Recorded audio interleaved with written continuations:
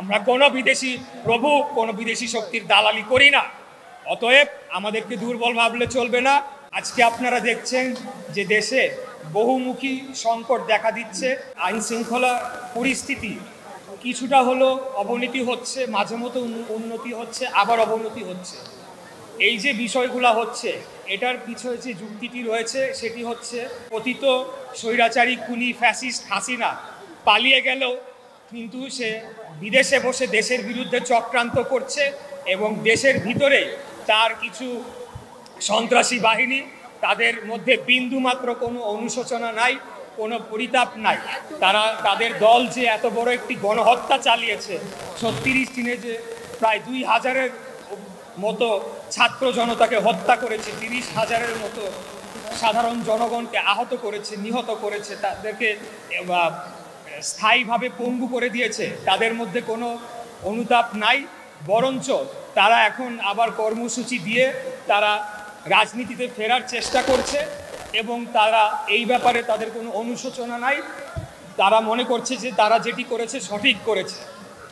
তো সেই কারণেই আমরা বারে বারে নির্বাচনের কথা আমাদের দলের পক্ষ থেকে বলে আসছে যে যেহেতু বর্তমান অন্তর্বর্তীকালীন সরকার, তারা স্থায়ী না, তারা অস্থায়ী সময়ের জন্য এসেছে, তাদের রাজনৈতিক সেই ভিত্তি নাই, সেই সংগঠন নাই।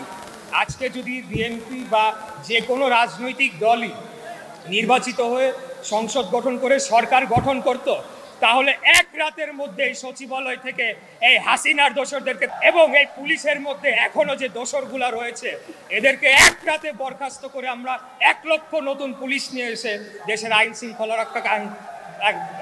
শৃঙ্খলার যে পরিস্থিতি সেটিকে উন্নয়ন ঘটাতে পারতাম। কিন্তু এই বর্তমান সরকারের পক্ষে এটি সম্ভব নয়। এটি কেবলমাত্র একটি রাজনৈতিক সরকারের পক্ষেই সম্ভব, যার কারণে বারে বারে আমরা নির্বাচনের কথা বলছি। আমরা বলছি না যে আমাদেরকে ক্ষমতাটা দিয়ে যান, আমরা নির্বাচনের কথা বলছি। পাশাপাশি লক্ষ্য করবেন, একটি দল যারা আমাদের পাশে, আমাদের সাথে থেকে স্বৈরাচারী ফ্যাসিস্ট বিরোধী আন্দোলনে ছিল, তারা নির্বাচন বিলম্বিত করার কথা বলছে এবং এই অবস্থার মধ্যে যে একটা অনিশ্চয়তার মধ্যে তারা এখন স্থানীয় সরকার নির্বাচনের কথা বলছে, যেখানে দেশের মোটা দাগে আইন শৃঙ্খলা যে পরিস্থিতি সেটারই ঠিক নাই। তারা সেখানে বলছে যে স্থানীয় সরকার নির্বাচন করতে হবে। এটি আমরা মনে করি এটা দূরভিসন্ধিমূলক। তারা মনে করছে যত দিন যাবে তারা বিএনপির উপরে মিথ্যা অপবাদ চাপাবে, আমাদেরকে চাঁদাবাজ ডাকবে, আমাদেরকে নানা ধরনের অপবাদ দিয়ে আমাদের যে জনপ্রিয়তা, দেশনায়ক জনাব তারেক রহমানের যে গ্রহণযোগ্যতা, যে জনপ্রিয়তা, ওনার যে দল, সেটি জনপ্রিয়তায় ধস নামাবে এবং হয়তো তারা সেখান থেকে কিছু তারা ফায়দা লুটবে, কিছু আসন সংখ্যা বাড়াবে। কিন্তু আমি আপনাদের মাধ্যমে তাদের হুঁশিয়ার করে দিতে চাই, আমরা এখানে আজকে যারা কর্মশালায় উপস্থিত হয়েছি, আমরা সবাই কিন্তু বিএনপির নেতাকর্মী, আমাদেরকে সেই ভূমিকাটাই রাখতে হবে। এখনও আমরা বিরোধী দলে রয়েছি এবং যে কোনো ষড়যন্ত্র মোকাবেলা করার জন্য আমরা যে কোনো সময় প্রস্তুত রয়েছি ইনশাআল্লাহ। আমরা কারো দয়া দক্ষিণা নিয়ে রাজনীতি করি নাই।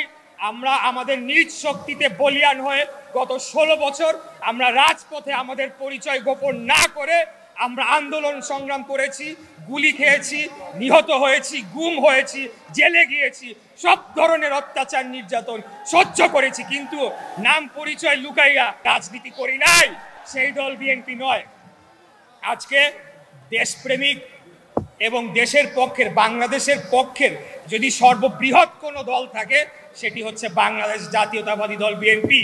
আমরা কোনো বিদেশি প্রভু কোনো বিদেশি শক্তির দালালি করি না। অতএব আমাদেরকে দুর্বল ভাবলে চলবে না।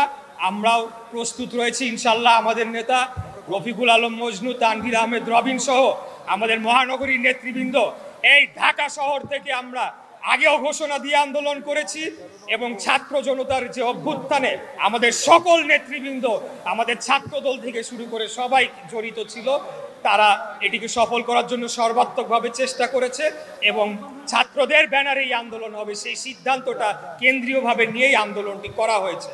এখানে একটি রাজনৈতিক দল তারা অত্যন্ত নিচু মনের পরিচয় দিয়ে তারা আন্দোলনের কৃতিত্ব ভাগাভাগির একটা চেষ্টা করছে।